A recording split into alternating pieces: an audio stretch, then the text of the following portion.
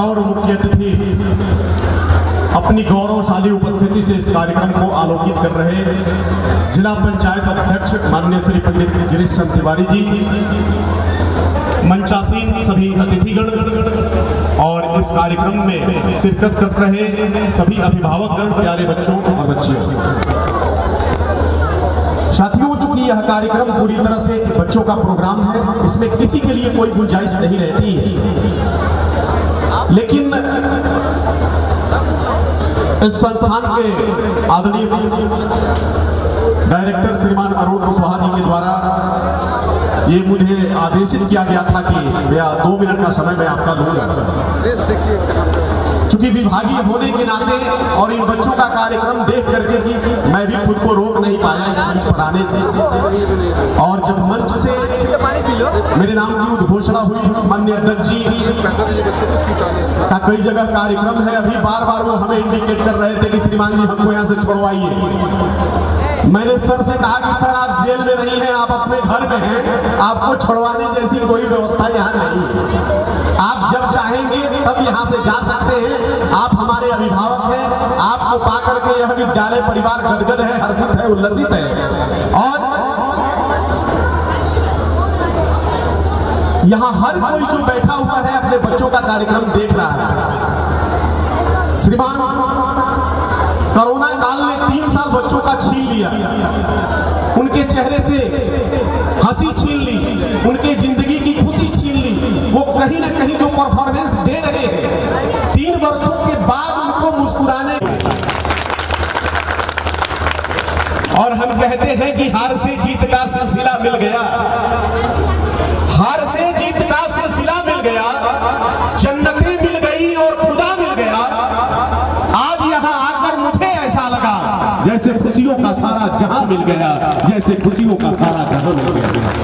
हम लोग भी तरस रहे थे ऐसे कार्यक्रमों के लिए। भाजपा रानी परिक्षेत्र ऐसा परिक्षेत्र है जहां बहुत सारे इंस्टीट्यूट फल फूल रहे हैं, लेकिन हर वर्ष हर में परफॉर्मेंस करने का, प्रदर्शन करने का और अपने अंदर की जो क्वालिटी है उसे बाहर निकालने का एक अवसर प्रदान करता है। ये पूरी तरह से कहीं ना कहीं खो गया था। आज हमारे बच्चे जिस तरह से अपना प्रोग्राम दे रहे हैं, आदरणीय अध्यक्ष जी, ऐसा लग रहा है जैसे एक पिता जब अपने योग्य पुत्र को देखता है तो जो उसके मन में उत्साह, उमंग और जो खुशी जागृत होता है, एक गुरु अपने योग्य शिष्य को देख करके जो प्रसन्नता जाहिर करता है, और एक किसान जो लहलहाते फसल को देख करके जो उसके चेहरे पर मुस्कान आती है, लालिमा आती है, खुशहाली आती है। मुझे विश्वास है कि यहाँ हर बैठा हुआ अभिभावक अपने बच्चों का कार्यक्रम देख करके वही खुशी का अनुभव कर रहा होगा, क्योंकि सबके चेहरे पर एक मुस्कान है, एक खुशी है। बीच में जब कार्यक्रम चल रहा था तो मैंने मैडम से भी कहा और डायरेक्टर सर से भी कहा कि कार्यक्रम को रोकिए मत, ये बच्चों का कार्यक्रम है। उनके अभिभावक बेचैन हैं कि हमारे बच्चों का नंबर कब आएगा। जो जितनी जल्दी हो सके उन बच्चों का नंबर लाइए और उनके चेहरे पर मुस्कान लाइए। हर शख्स के मुस्कान का बस राज यही है कि यह नूर आ रहा है इन्हीं कोहिनूर से, यह नूर आ रहा है इन्हीं कोहिनूर से। ये हमारे वो कोहिनूर बच्चे हैं जो लगातार हम सभी के बीच में अपना परफॉर्मेंस दे रहे हैं। मैं बस 1 मिनट में अपनी बात खत्म करना चाहूंगा। साथियों, एक समय ऐसा था जब पूरी दुनिया ताकत के भरोसे चलती थी। उसके बाद एक ऐसा कालखंड आया जब पूरी दुनिया पैसे के भरोसे, पैसे के दम पर चलना प्रारंभ कर दी। लेकिन इस बात की कोई गारंटी नहीं है कि ताकत से आपका जीवन बदल पाएगा कि नहीं बदल पाएगा। इसकी कोई गारंटी नहीं है कि पैसे से आपका जीवन बदल पाएगा कि नहीं बदल पाएगा। लेकिन इस बात की गारंटी जरूर है कि शिक्षा से आपका जीवन बदल जाएगा, आपका चरित्र बदल जाएगा, आपका देश बदल जाएगा और आपका भविष्य बदल जाएगा। हम अक्सर चिंतन करते हैं कि हमसे रूस, जापान, जर्मनी, अमेरिका इतने आगे क्यों हैं। एक समय था जब हमारे देश में प्राचीन काल में विक्रमशिला विश्वविद्यालय होता था, तक्षशिला विश्वविद्यालय होता था, नालंदा विश्वविद्यालय होता था। तो वैसे समय में हमारे देश की शिक्षा व्यवस्था काफी सुदृढ़ और मजबूत थी। उस काल में हमारे देश में विदेशों से भी बच्चे पढ़ने आते थे और विश्व का सबसे धनी देश 2 ही थे, एक चीन और दूसरा भारत। लेकिन कहीं न कहीं बाद के कालों में हमने अंधविश्वास पर जोर देना प्रारंभ किया, हमने जातिगत समीकरण लगा करके समाज को बांटने का प्रारंभ किया और उससे ये हुआ कि हम पीछे चले गए। और ऐसा नहीं है कि अमेरिका के पास, जापान के पास, रूस के पास हमसे ज्यादा ताकत है, उनके लोग हमसे ज्यादा मेहनत करते हैं। हमारे में केवल एक कमी है कि वो हमसे ज्यादा क्वालिफाइड है और हम शिक्षा पर ध्यान देना बंद कर दिए। तब से हमारा देश जो क्रम जारी रखे हुए हैं रखे ही हैं, लेकिन हमारी भी नैतिक जिम्मेदारी है कि बच्चों को विशेष रूप पर ध्यान दें। जब हम लोग छोटे थे तो ठंडी के दिनों में माँ हमें स्वेटर पहनाती थी। जब वो स्वेटर पहनाती थी तो हमारे मन से अनायास एक बात निकलती थी कि हम ये स्वेटर क्यों पहने। माँ कहती थी कि बेटा पहन लो क्योंकि ठंडी का मौसम है और गर्मी ऊन में होती है। जब हम इस प्रश्न को करते तो माँ एक ही बात समझती कि ठंडी का मौसम है, गर्मी ऊन में होती है। फिर कुछ दिनों के बाद जब हमारे कदम विद्यालयों की तरफ चले तब हमें इस बात का एहसास हुआ कि गर्मी ऊन में तो नहीं होती है, गर्मी जून में होती है।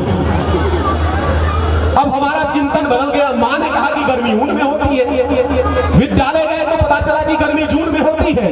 और जब बड़े हुए बच्चों से झगड़ा करके वापस जाते थे तो पिताजी पीठ थपथपा के बोलते कि बेटा गर्मी खून में होती है।